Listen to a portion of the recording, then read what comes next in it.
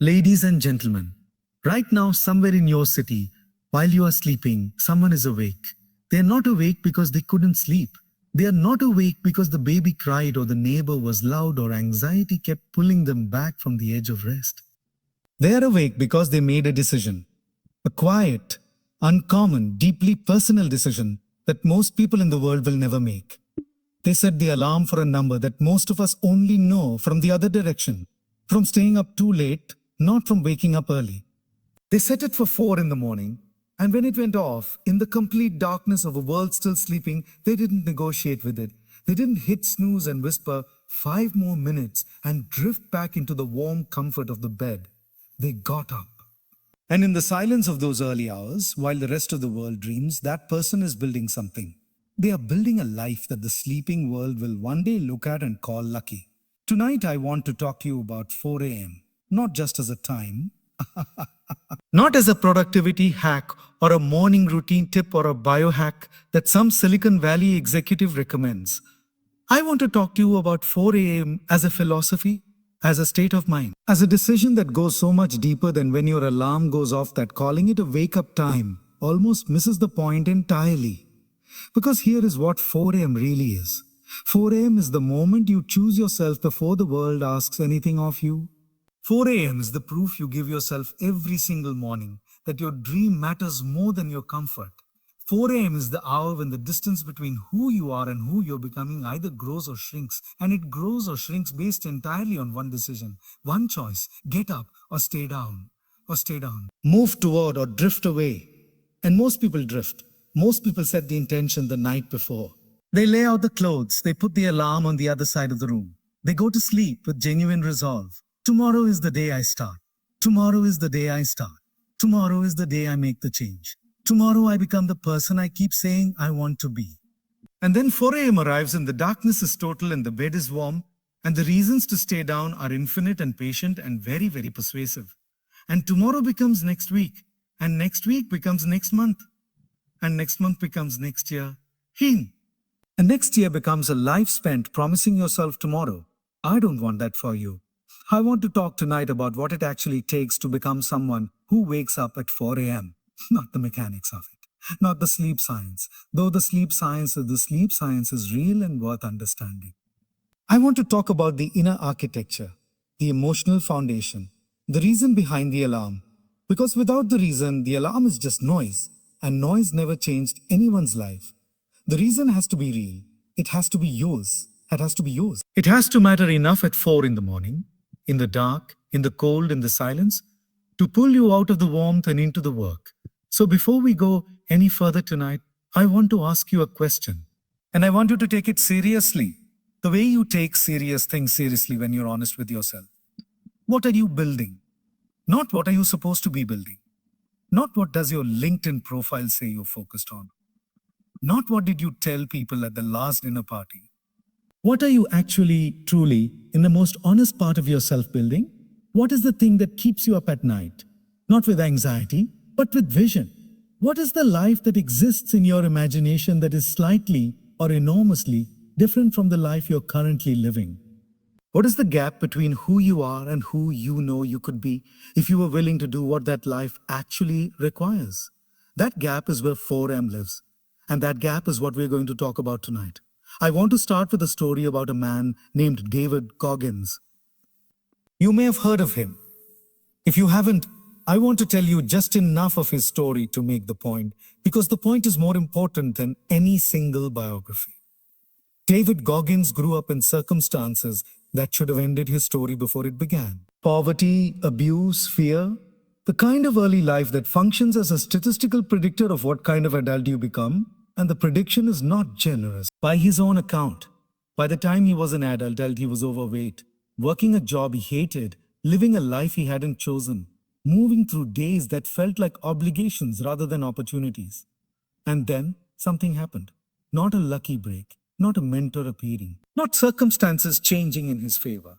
Something happened inside him, a conversation with himself that was so brutally honest, so uncomfortably clear that it functioned like a mirror he couldn't look away from. He called it the accountability mirror. He stood in front of it and he stopped lying to himself about who he was and what he was doing with his time and what it was costing him. And then he started waking up early. Not just early, ferociously early, mercilessly early. He started getting up in the dark and running. Not because running is magic, not because the specific physical act of running is what changed his life, but because every morning he got up and ran when everything in his body and his history and his comfort said don't, he was doing something to the architecture of himself. He was building brick by brick in the darkness before the sun came up. A version of himself that he had never been before. A version that could be trusted. That's what 4am is really about. It's about becoming someone you can trust, someone whose word to themselves means something. Something? Someone who says, I will do this and then does it not when it's convenient, not when it feels right, but when they said they would, which is in the dark, which is when it's hard, which is when nobody is watching, because who you are when nobody is watching is who you actually are. And most people in the dark, when nobody is watching, hit snooze. I want to talk about the snooze button, not as a metaphor. Actually, literally, physically, I want to talk about what happens in your brain and your soul in the 8 minutes between the first alarm and the second one. When your alarm goes off and you reach for the snooze button, what you are actually doing. Beneath the sleepiness, beneath the darkness, beneath all of the very reasonable biological explanations for why your body doesn't want to get up, what you are actually doing is making a decision. Honor. You are deciding in that moment that comfort is more important than commitment, that the feeling of the moment is more important than the promise of the future, that what you said you wanted is less real than what you want right now. And that decision made once is just a decision. Made every morning for weeks and months and years, it becomes a pattern, and patterns become character, and character becomes destiny. This is not hyperbole. I want you to follow the logic. Every time you override your own stated intention for the sake of immediate comfort, you are training your self-care. And then you are training your nervous system, your identity, your sense of who you are, to understand that your commitments to yourself are negotiable. That when things get hard or uncomfortable, the agreement is off. That future you and present you have a relationship where present you always wins. And present you, left in charge, will always choose comfort. That is not a character flaw. That is not weakness. That is neuroscience. The human brain is wired to seek comfort and avoid discomfort. That wiring helped our ancestors survive. In the modern world, that same wiring is keeping millions of people in beds they should have left and lives they should have outgrown. The snooze button is not a small thing. The snooze button is a daily vote on who you are. And I want you to start voting differently. Let me tell you about a woman I'll call Elena. Elena was 31 years old when she sat in a doctor's office and received news that her body was failing in a way she hadn't expected at 31. The details are hers and I'll keep them general, but the substance is this. She was told that if she didn't make significant changes to what she ate, to how she moved, to how she managed stress, to the entire architecture of her daily life, the prognosis for the next decade was not good. She left that office and drove home and sat in her car in the driveway for 45 minutes. And during those 45 minutes, she did the accounting. She looked at her life, the way you look at a financial statement when you suspect something is wrong, but you've been avoiding specifics.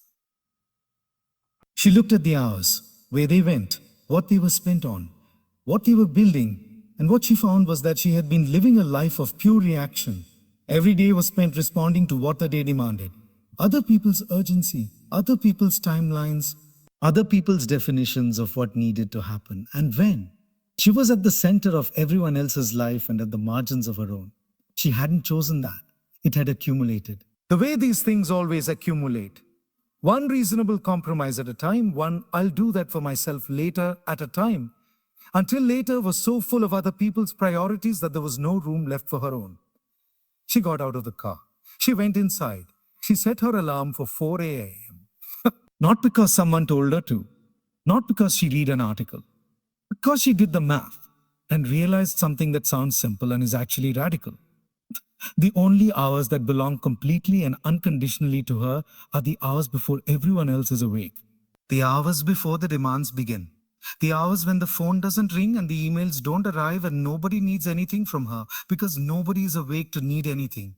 Those hours were hers. All she had to do was claim them. She started small. She woke up at 4 a.m. and she walked at 4 a.m. and she walked. Just walked in the early morning dark in her neighborhood. She didn't run. She didn't do a structured workout. She just moved her body through the quiet world and breathed the early morning air and thought, "Nah."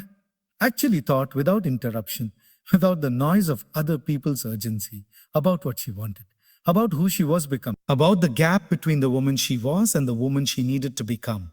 And slowly, over months, the walks became runs. The runs became strength training. The strength training became a whole different body and a whole different relationship with what her body could do. But more than the physical transformation, which was real and significant, what changed most profoundly was her sense of herself as someone who made promises and kept them, someone who said she would do something at a specific time and did it. Someone whose first act of every day was a proof of character rather than a surrender to comfort. 2 years after that appointment, Alina went back to the doctor. The numbers had changed, the prognosis had changed, but more than anything, Alina had changed, not just in her health, in her identity. In the story, she told herself about what kind of person she was. She was someone who woke up at 4 a.m., and that meant she was someone who chose herself before the world could choose for her. I want to talk about silence. Because 4 a.m. is above everything else, silent. And silence is something that most of us in the modern world have essentially lost.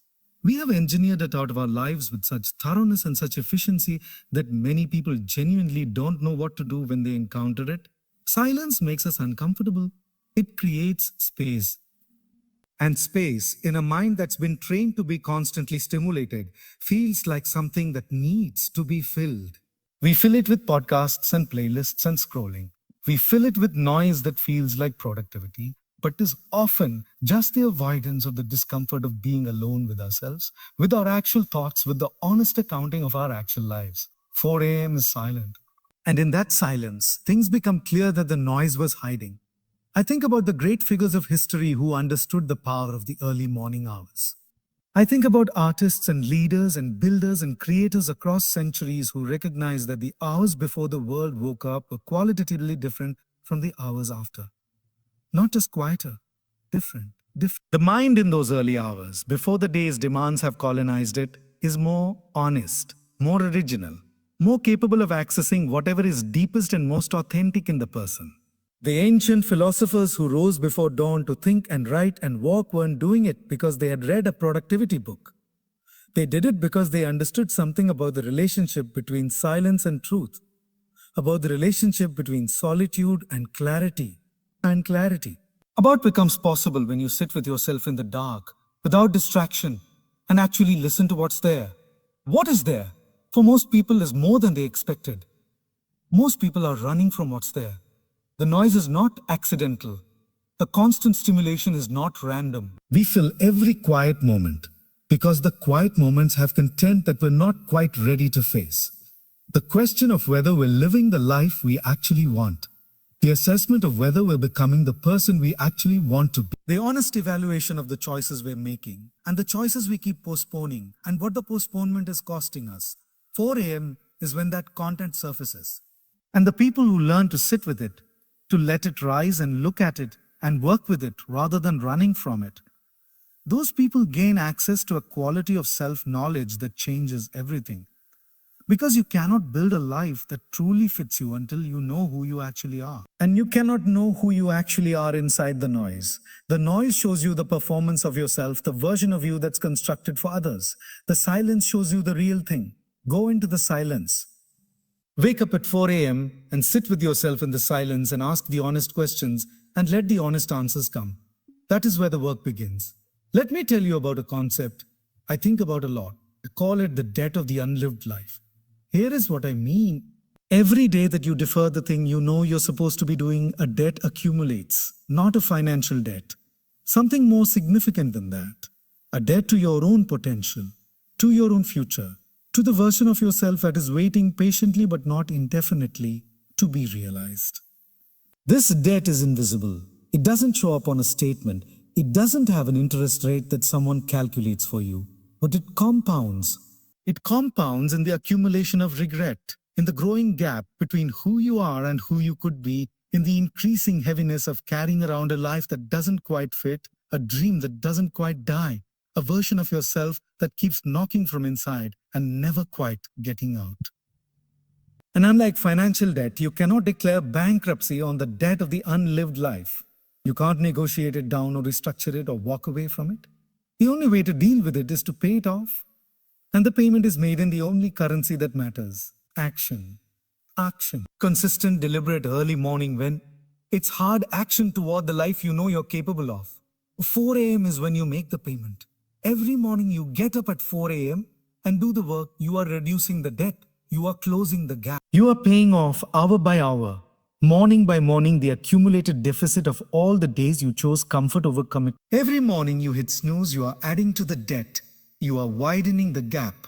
You are making the future work harder for the current comfort. The debt is real. Whether or not you can see it is beside the point. Pay it. I want to talk about what the 4 hours produce that other hours cannot. It is not just the time. I want to be clear about this because someone in this room is thinking, I'm a night person.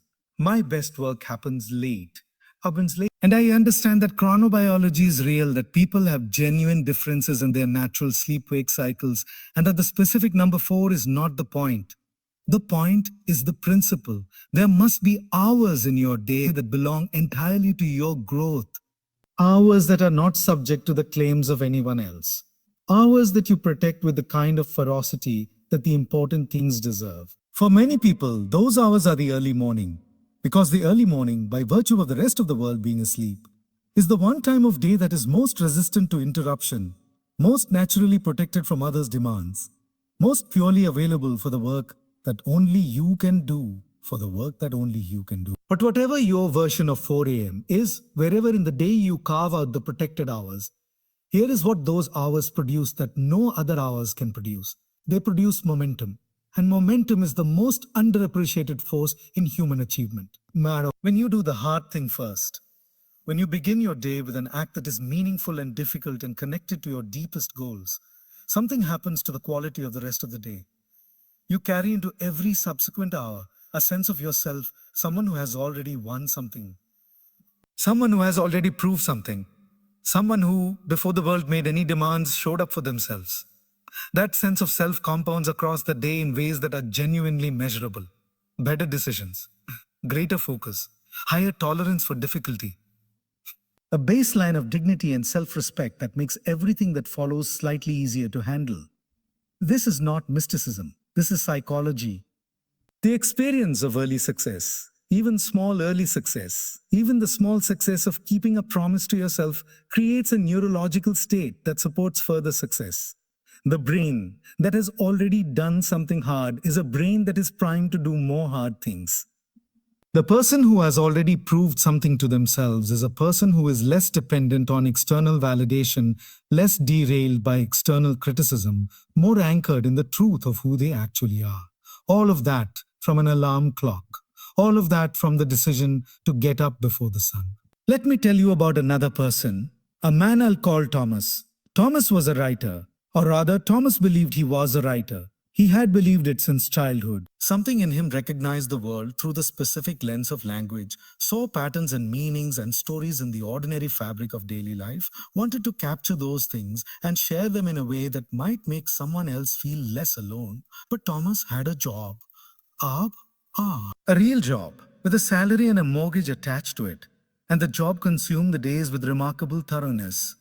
By the time evening came and the kids were in bed and the dishes were done and the emails were answered, the creative part of Thomas, the part that had always been the most alive part of him, was depleted. He would sit at his desk with the intention of writing and produce almost nothing. The words that came were tired. They didn't sound like him. They sounded like a person who had given everything to everything else and had nothing left for the thing that mattered most. He tried evenings for a year. He tried weekends. He tried vacations. He never found the time. Not because the time didn't exist. The time always exists, it just exists in competition with other things. He couldn't find the time where it was uncontested.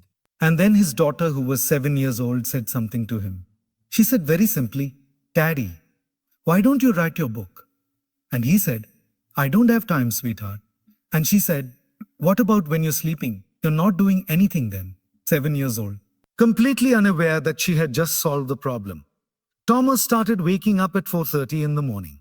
Not because his daughter had given him a productivity tip, because her question had made something visible to him that he had been avoiding seeing.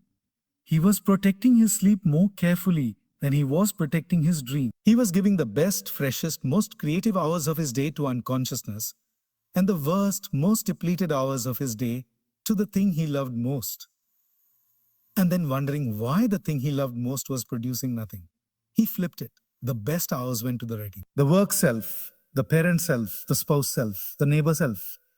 They all got what remained, which was still enough. Because the human self, when it is regularly doing the thing it's meant to do, when it is no longer carrying the weight of the deferred dream, turns out to have more capacity for everything else, not less. Thomas wrote his book in the 4:30 to 6:30 a.m. slot over the course of 13 months. It took that long because life intervened and days were missed and some mornings. The words were terrible and he wrote them anyway. But he wrote every morning he could, he wrote, and at the end of 13 months he had a manuscript. The manuscript became a book. The book found readers. The readers found something in it that made them feel less alone, which is everything Thomas had ever wanted from writing. None of it would have happened without the alarm.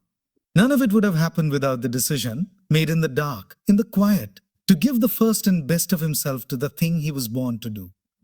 I want to talk about identity, because everything I've been saying is ultimately about identity. About who you are and who you're becoming and the role that 4 a.m. plays in the construction of that person. There's a difference between motivation and identity. Motivation is the feeling that makes you want to do something. Identity is the sense of self that makes you do it, whether you feel like it or not. And the reason most people fail to sustain meaningful change in their lives is that they try to run on motivation, which fluctuates with the weather, rather than building an identity that makes the behavior non-negotiable. If you are trying to become fit and healthy because you are motivated to be fit and healthy, you will stop when the motivation decreases. Motivation decreases. It always does. It's weather. And if the behavior is contingent on the feeling, the behavior disappears when the feeling does. But if you are trying to become fit and healthy, because you are the kind of person who wakes up at 4 a.m. and trains, because that is who you are, because that identity is so deeply installed that departing from it feels like a departure from yourself, that is a completely different situation. That person doesn't need to feel motivated every morning. They need to feel like themselves. And feeling like themselves means getting up. This is what James Clear calls identity-based habits. The behavior doesn't shape the goal. The behavior shapes the identity. And the identity then naturally produces the behaviors that lead to the outcomes. Every morning you wake up at 4 a.m., you cast a vote for the kind of person you are. You are not voting for a goal. You are not voting for an outcome. You are voting for an identity. And identities are built by votes, accumulated over time, until the evidence is overwhelming and undeniable, and you look in the mirror, and you see not the person you were trying to become, but the person you became. Cast the vote every morning in the dark. Before the world wakes up to tell you who you are, tell yourself. I want to address something that I know is sitting in some minds right now, because I've given enough of these talks to know the objection that's forming. The objection sounds like this. This is fine for people who don't have children who wake up at night. Fine for people who are healthy. Fine for people who don't work night shifts. Fine for people whose life circumstances allow them the luxury of a structured morning routine. And I hear that. I genuinely hear it. Life is not equally structured for everyone. There are circumstances, real serious non-negotiable circumstances, that make a strict 4 a.m. wake up not just difficult but genuinely impossible for some people at some stages of life. But here is what I want to say to those people, and I want to say it with care, because I'm not dismissing the reality of your situation. The principle is not the time. The principle is the protected hour. Whatever your version of the protected hour looks like, even if it's 30 minutes during a child's nap, even if it's 15 minutes before everyone in the house stirs, even if it's a different time entirely, that serves the same function. The principle is sacred.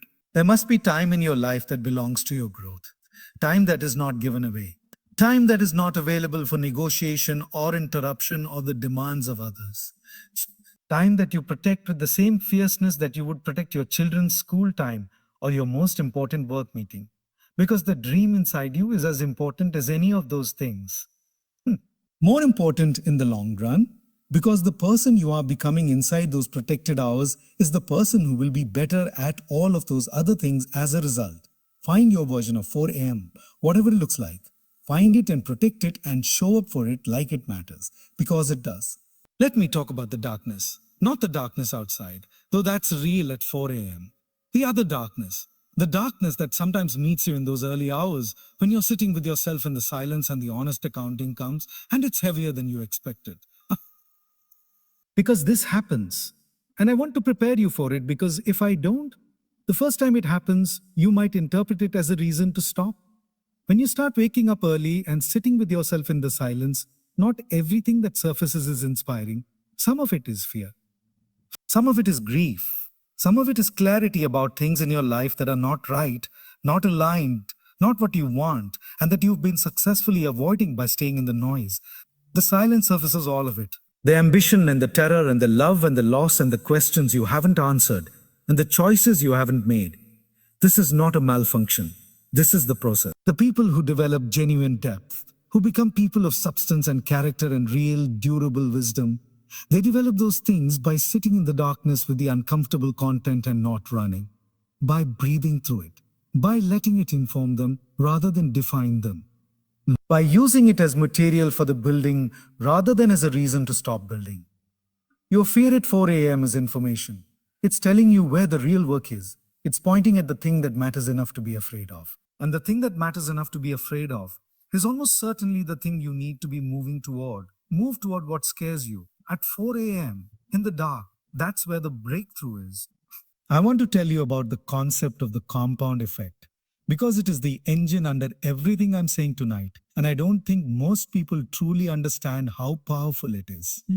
The compound effect is the principle that small, consistent actions taken over a long enough period of time produce results that disproportionately large relative to any individual action. It's the same principle as compound interest, but applied to behavior and identity rather than money. One morning at 4 a.m., essentially invisible. Nothing that's going to impress anyone. Nothing that's going to immediately change your life. You wake up, you do your thing, you go about your day. The world looks the same. 1 week of 4 a.m. mornings, a small private sense of something shifting, a slightly different relationship with yourself. Still nothing the world would call remarkable. 1 month, something begins to be visible. The habit is forming. The identity is taking shape. The work that you're doing in those hours is beginning to accumulate into something. 3 months, the results are starting to show. Not just in the external outputs. The page is written, the weight lost, the project advanced. But in who you are, in how you carry yourself. In the quality of your own inner life. In the sense of yourself as someone who does what they say they're going to do. 1 year, the transformation is undeniable. Not because of any single morning. Not because of any dramatic decision or lucky break or sudden inspiration.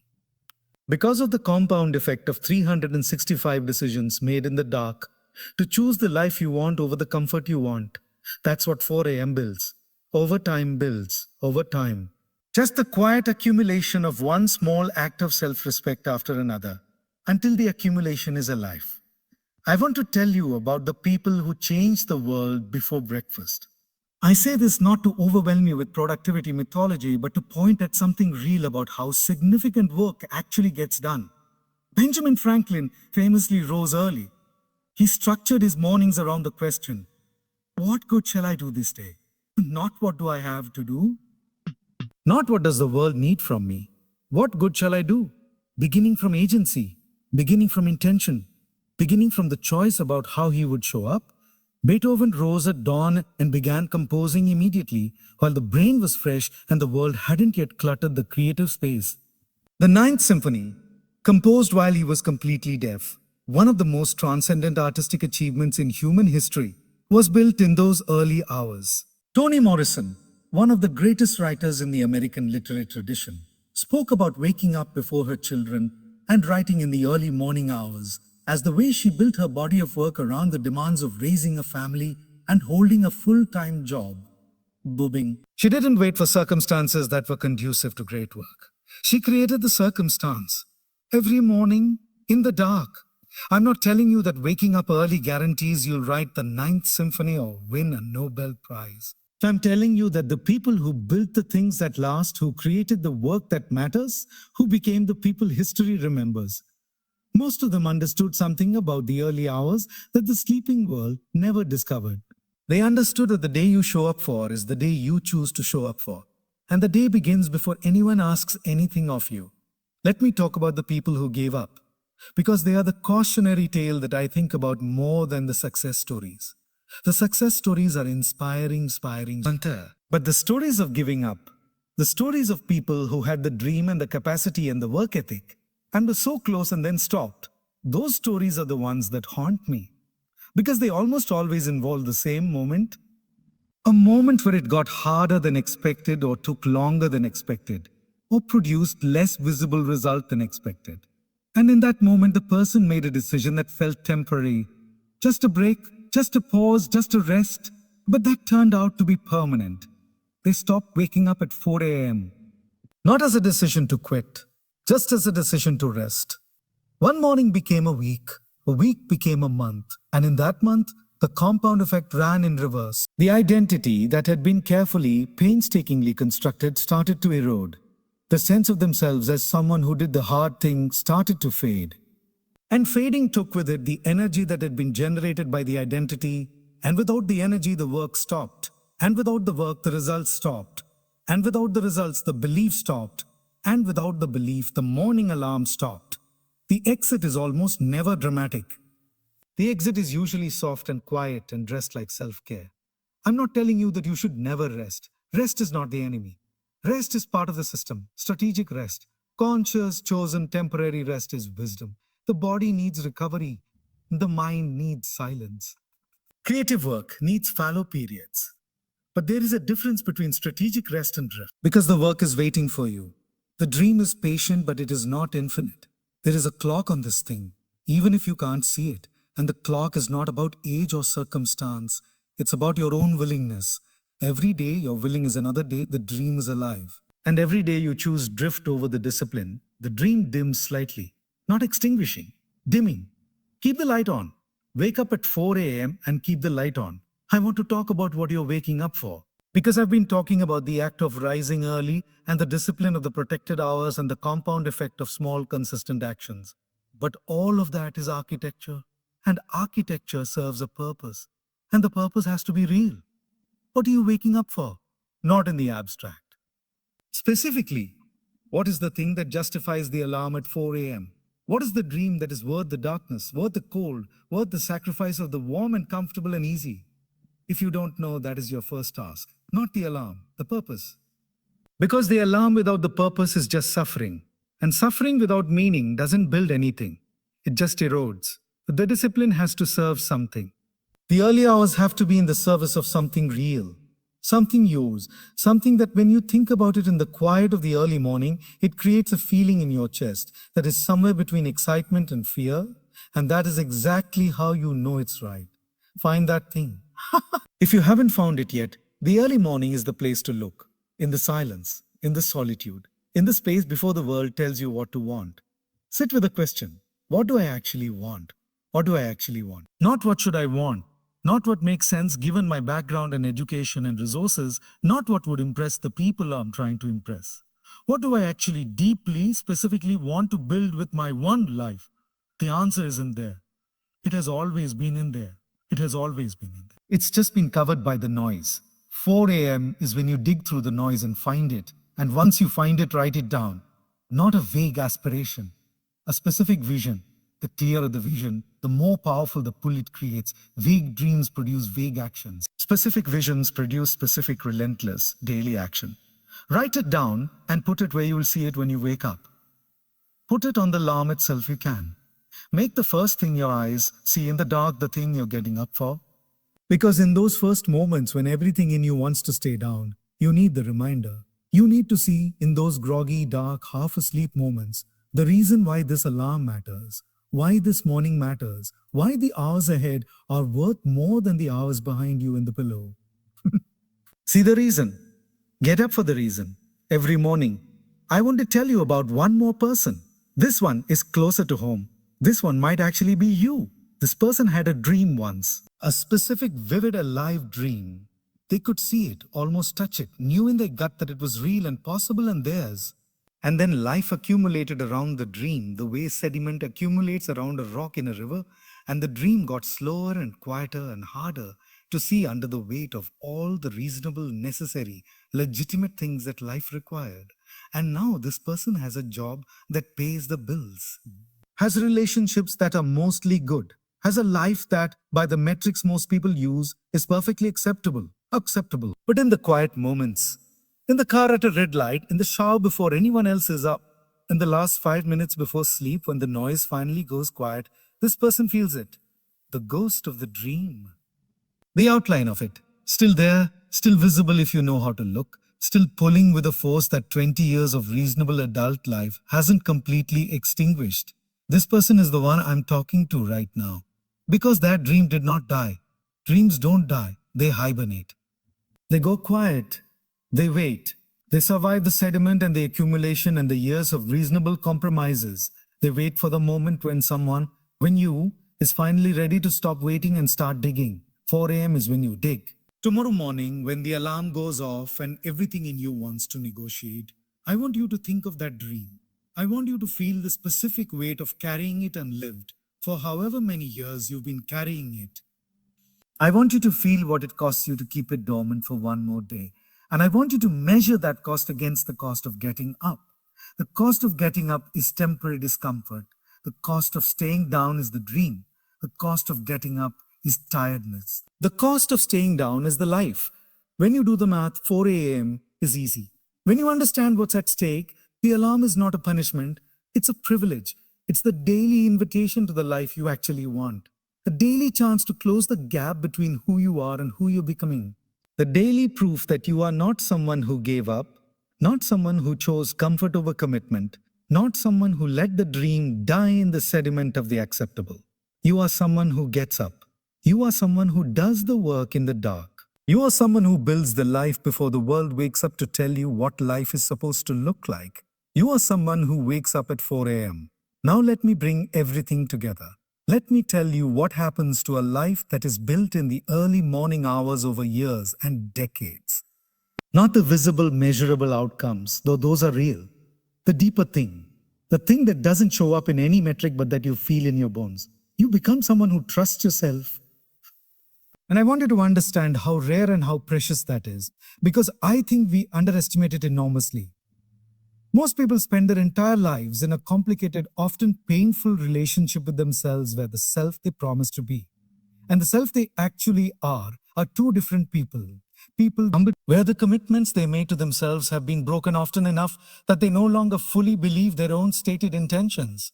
Where the gap between their aspirations and their actions is a source of quiet, daily, grinding diminishment. The person who wakes up at 4 a.m. and keeps the promise and does the work, over time, over many mornings, over the gradual accumulation of proved commitment, that person closes that gap. Not all at once, not without setbacks and missed mornings and days when everything falls apart. But directionally, persistently, irreversibly, the gap closes.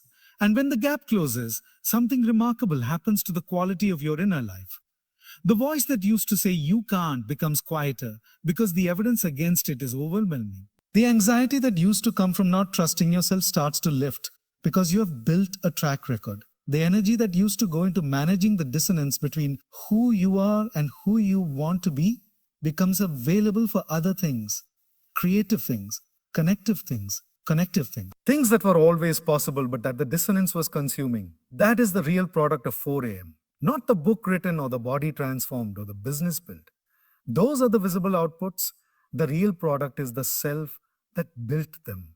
The self that woke up in the dark day after day and chose the life over the comfort.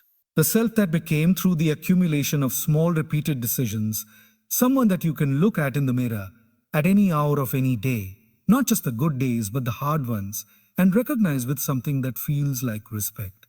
That self is available to you. It is not reserved for exceptional people. It is not the product of exceptional circumstances. It is not something you're born with or receive or find. It is something you build. One morning at a time, in the dark, before the world wakes up. You build it tomorrow morning. You set the alarm tonight. You don't negotiate with it when it goes off. You get up in the dark and you stand in the silence and you feel the specific, irreplaceable feeling of someone who is doing what they said they would do. Someone who is becoming who they said they would become, who they said they would. Someone who is building, in the quiet hours when the world sleeps, a life that the waking world will eventually see and call extraordinary. It is not extraordinary. It is just early. It is just the decision to give the first and best of yourself to the thing that matters most. To protect the hours that belong to your growth. To show up every morning for the dream that is patient enough to wait for you, but not forever. It is just 4 a.m. and it is everything. I want to leave you with this. Somewhere in this room, in this stadium, in this video, in this moment, there is a version of you that woke up at 4 a.m. for the first time tomorrow morning. A version that heard these words and felt something true in them and made a decision. Not a comfortable decision, not an easy decision, not an easy decision, but a real one.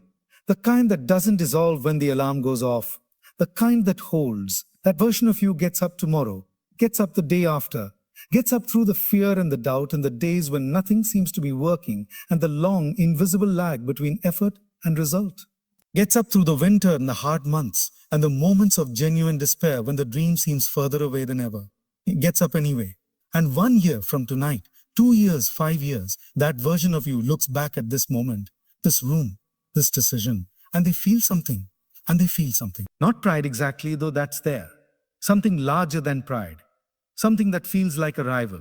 Like finally being in the life rather than looking at it through the window. Like the gap between the person they were and the person they always knew they could be has finally, completely, permanently closed.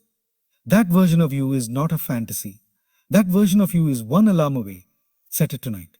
When it goes off, get up, do the work, build life in the dark. Before the world wakes up, because the world is going to wake up eventually. And when it does, it's going to see what you built. It's going to call you disciplined or gifted or lucky or exceptional. It's going to look at the life you've constructed and wonder how you did it, as if it's a mystery, as if there's a secret. And you're going to smile because you know the secret. The secret is 4 a.m. The secret is the alarm you set tonight. The secret is the decision you make tomorrow morning in the dark when everything in you wants to stay down and you choose fiercely, quietly, irreversibly to get up tomorrow and the day after. And every day after that for the rest of a life that is waiting to be built. The alarm is set. The dream is waiting. The work begins now. Thank you.